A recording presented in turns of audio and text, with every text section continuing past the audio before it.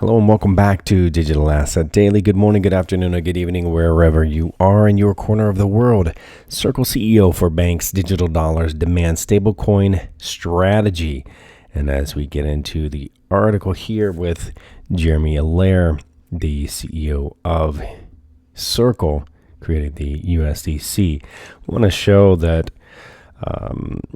basically, in an interview with Karen Webster, Jeremy Allaire, CEO of Circle, noted that the stage is increasingly set for a wider embrace of digital dollars for real-world transactions, distinct from Bitcoin, Diem trading, and speculation. And Diem, if you remember, is the former Libra, Facebook's digital currency, and they had switched the name from Libra to Diem, as in Carpe Diem. And another update, too.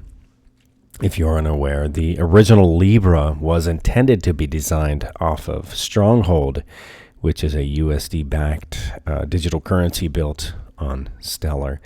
Another thing, too, if you're unaware, the Stellar becomes the new home of USDC.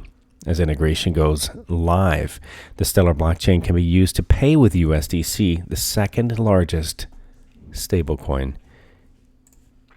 And the next update, Mastercard, is to support cryptocurrency on its network.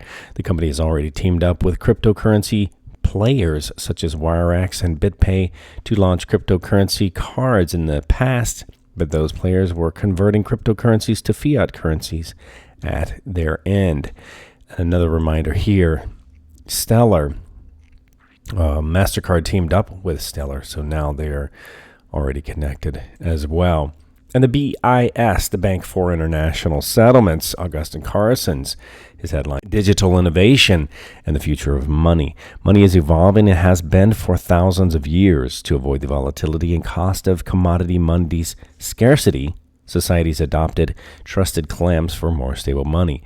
Yet they also learned the hard way that commercial banks and governments have an incentive to overissue, eroding confidence in those claims and damaging economies and society. As exemplified by the Bank of Mexico, today's independent central bank with a monopoly on banknote issuance and a mandate for currency stability, has evolved through trial and error. So the central bank money exists in accord with money issued by central banks, though this public and private partnership, different money types play different roles. Through access to reserve accounts, market operations, and emergency lending at central banks, commercial banks have strong roots to draw on as they issue their own digital money to the public. And Hashdex is to launch the Hashdex NASDAQ Crypto Index ETF. The ETF will be available for trading by accredited non-U.S. investors. What makes this a big deal, I'm going to scroll down just a little bit into the article, is maintained by NASDAQ's calculation agent, CF Benchmarks. The NCI tracks the performance of a diverse basket of USD-traded digital assets such as Bitcoin Cash, Chainlink, and Stellar Lumens. So again, you can see Stellar is everywhere. It is the hidden currency, or as they have it labeled, the invisible currency.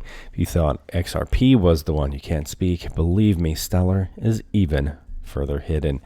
Now, report of IBM withdrawal from blockchain is wrong, something we had discussed recently, if you saw the content that we shared on that. But the Coinqvest had reported that there is really going to be a blockchain team any longer at IBM, and IBM spokesperson branded that piece as inaccurate. And our research team found that there were layoffs, but they have a limited impact on IBM's blockchain activities. And that's something, too, that we wanted to make sure was clear, because who does IBM connect to? Directly to Stellar. Obviously, IBM is also Red Hat. It is also Linux. It is also Hyperledger. And what is Hyperledger Fabric built on, and the base and connecting to Hyperledger? But Stellar Lumens, it is also an associate partner. Now, Coinqvest is a licensed and regulated virtual currency service in the EU, and Coinqvest today announced approval of its application for the European Union virtual currency service provider license from the Estonian government. And the announcement of the approval of its application for the European Union Virtual Currency Service Provider license from the Estonian government. In addition to its current suite of online payment services, this allows Coinqvest to operate compliantly and provide custodial wallet solutions to their clients, as well as cryptocurrency and fiat exchange or cross-border remittance. Now remember, Coinquest platform is built on the Stellar network, one of the premier financial technology blockchains in the market. Many companies looking for solutions to bridge the gap between traditional model financial tools choose Stellar as a foundation. And again, we're going to continue to show, as we have from day one on the channel, the connection to Ripple and Stellar and the entire financial institution. On the wholesale level, you have more of a focus of Ripple's XRP, or I should say Ripple and XRP, because Ripple's basically the software company that provides the service, which its native token is, or native currency is XRP.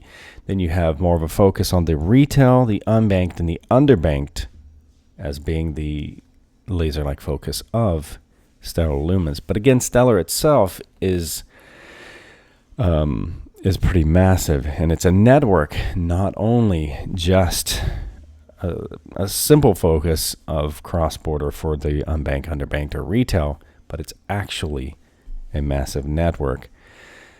And the difference too would be Ripple is for-profit and Stellar is a non-profit. So there's a lot of different things going there, and with the non-profit, they have no stock, so there is no issue of it ever being a security.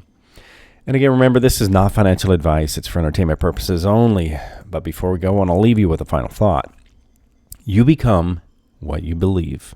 Also, too, we want to thank our VIP Patreon, Gary Davidson. Much love, and we will catch you in the next one.